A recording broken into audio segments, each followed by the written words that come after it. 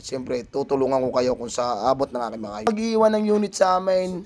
Ayan mga boss, lagi ko kayong i-update. Dahil ayaw ko nang magbabayad kayo, malaki man o maliit, na hindi nyo alam kung anong pinapalitan. Good morning mga idol. May customer tayo, gali Santo Tomas, Batangas, kahapon yung kinarga ng Jeep. Sir, ito na yung unit mo. Ayan sir, kinalas na namin. Ito yung sabi mo sa akin na sawa ka na sa paggawa sa iba. Ngayon, sumubo ka sa akin, wala din naman daw mangyayari. Gumastos lang. Maingay pa rin. Ito sir, papakita ko sa iyo. Sa mga ganyan, nasan yung guide at timing chin ito, Ban? Kuhanin mo muna. At bago ang lahat, shoutout pala sa aming SK. Ayan, napakagandang lalaki. Mga pisan dyan sa kanluran, bahala ka na. Tangina. Aray. Aray boss, ang yung guide. Ayan, matigas na, tsaka may crack na rin boss. Papalitan na natin yan. Timing chin boss, stock engineer no? Ban. Ay ban, stock engineer ba? Stock engineer boss, itong chain mo, babalik ko na sir. Tingin ko, bago tong palit. Ayan, ibabalik ko na ang chain mo ha sir. Babalik to, bago to. Ayan, nakita naman.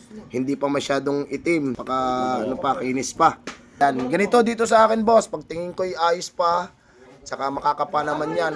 Kung naintindihan ng mekaniko, alam niya kung bago o hindi. Ayan, katulad ng kay sir, bago, hindi natin papalitan ng chain yan. Sa ingay naman boss, yan mga sir, nakita ko, lock cam ang iyong motor. Yan, sira ang cam mo sir. Ayan o. Sira ang loob na rin sir. Pag sira ang dalawang loob, automatic, sira ang dalawang tapit. Ayan mga boss, bingkong yung tapit na yan. Yun yung cause ng ingay sir. Tapos, anda rin namin to mga boss. Yan ang kailangang palitan. Sana magko-comment ka pala nito. Alam mo kung magkano mga gastos kasi ang iniwan mo sa amin sir ay number lang. Ayan, tumawag ako kahapon. Hindi nyo nasagot. Sana ngayon naman ay kukontakin nyo ako sir. At para malaman nyo pati kung magkano ang mga gastos. Kasi sabi mo kung magkano mga gastos. Sa mga mag-iwan ng unit sa amin, ayan mga boss, lagi ko kayong i-update. Dahil ayaw ko nang magbabayad kayo, malaki man o maliit, na hindi nyo alam kung anong pinapalitan. Kaya mga boss, nagawa talaga ako ng video katulad nung taga Cagayan Valley. Ayan, nagbibideo ako para sa inyo mga boss. Dito walang daya mga sir.